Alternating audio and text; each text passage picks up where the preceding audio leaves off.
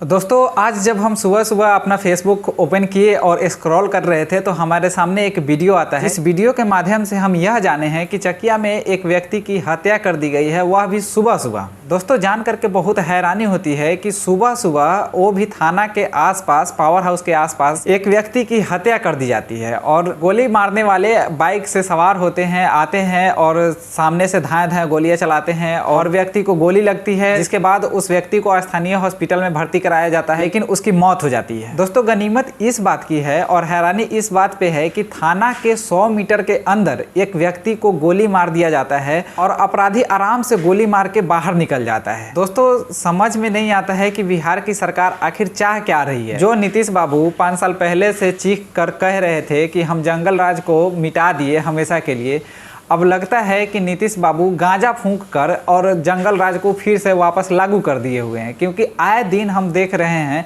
कि कहीं ना कहीं किसी व्यक्ति की हत्या कर दी जाती है, अपहरण कर लिया जाता है या फिर डकैती हो रही है।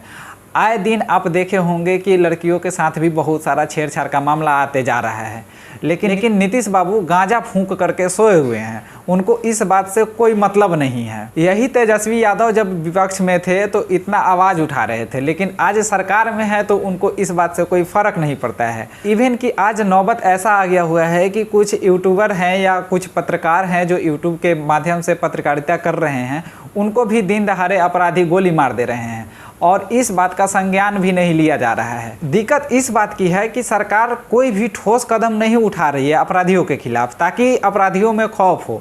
और जिस तरह से नीतीश बाबू का रवैया है, इस तरह से अगर यही सरकार आने वाले सालों में रही तो जंगल राज के वापसी में बहुत ज़्यादा दिन का समय नहीं लगेगा। दोस्तों हाल ही में कुछ दिन पहले पिपरा में भी सेम कांड हुआ था, वहाँ भी एक व्यक्ति की गोली मार करके हत्या कर दी गई थी और उसमें श्याम बाबू यादव का नाम आ रहा था। उसमें कितनी सच्चाई है वो मुझे नहीं पता, लेकिन कहीं भी हत्या का मामला होना नहीं चाहिए। किसी भी जगह पे अगर कोई किसी व्यक्ति को डरा धमका करके या किसी तरह से उसका हत्या कर दे रहा है या किसी को डरा धमका रहा है तो उस पर तुरंत एक्शन होना चाहिए और पुलिस का खौफ होना चाहिए लोगों में, अपराधियों में, ताकि इस तरह का गुनाह करने से वो बचे। लेकिन बिहार की स्थिति दिन प्रतिदिन बदतर होते जा रही है। अब लोगों में कानून का डर नहीं है। कानून का डर इसलिए नहीं है क्योंकि बहुत लोगों को लगता है कि उनकी सरकार है और ये सरकार अपराधियों के खिलाफ कोई कदम उठाने वाली है नहीं।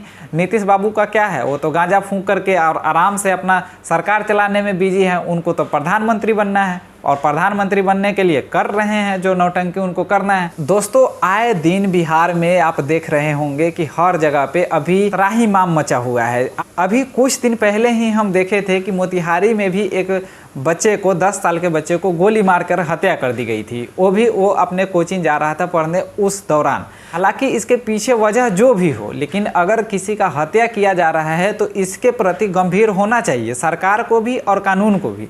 लेकिन इससे पुलिस को भी कोई फ़र्क नहीं पड़ रहा है। पुलिस भी अपना चैन की नींद सो रही है क्योंकि सरकार सो रही है। सरकार को इस बात से फ़र्क ही नहीं पड़ता है।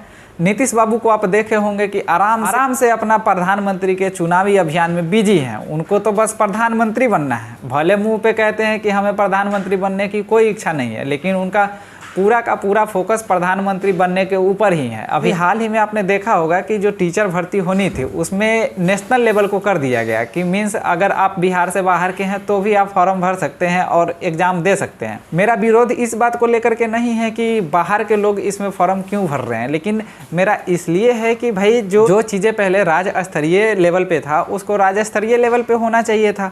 अगर टीचर बहाली की प्रक्रिया हर राज्य में राज्य स्तरीय होता है तो आप इसको नेशनलाइज क्यों कर रहे हैं? इससे है कि अब बिहार के जो भी युवा हैं या जो भी बेरोजगार हैं वो तो पढ़े लिखे रह गए वैसे के वैसे। बाहर के लोग उसमें एग्ज़ाम फॉर्म भरेंगे और बाहर के लोग एग्ज़ाम दे करके निकालेंगे, फिर बिहार के लोग कहाँ जाएंगे? अब चर्चा का दुविधा ये है कि उनको प्रधानमंत्री बनना है, तो भाई प्रधानमंत्री बनने के लिए तो हथकंडा अपनाना पड़ेगा ना। कोई ना कोई ऐसा कोई तरकीब निकालना पड़ेगा ताकि नेशनल मीडिया में आपका खबर चले। जिस तरह से आपने बिहार में काम करा है और जिस तरह से आपने बहुत अच्छा बिहार के विकास में योगदान दिया है, उसको कैसे लोग भुला सकता है कि नहीं? मान लीजिए 5-7 साल जो आप रोड बनवाए हैं उसको लेकर के आप अगले 10 साल भी चुनाव लड़िएगा। रोड बनवाने के अलावा आप करे क्या है बिहार के लिए? ना कोई कंपनी आया है, ना कोई डेवलपमेंट का काम किए हैं। हाँ, एगो रोड बनवाए हैं और वो भी 5-7 साल पहले। नीतीश बाबू को समझ आना चाहिए कि उनके फर्स्ट कार्यकाल में और सेकंड कार्यकाल में जो काम हुआ था उसके बाद थर्ड और फोर्थ में नहीं हुआ है, लेकिन उनको ये समझ नहीं आएगा क्योंकि तो वो तो गांजा फूंक के बिजी हैं। तो दोस्तों अल्टरनेट ऑप्शन यही है कि बस आपको अब रोड पे उतरना पड़ेगा, नहीं तो गोली खानी पड़ेगी और बस चैन के नींद आप भी सोए रहिए, सरकार तो सो ही रही।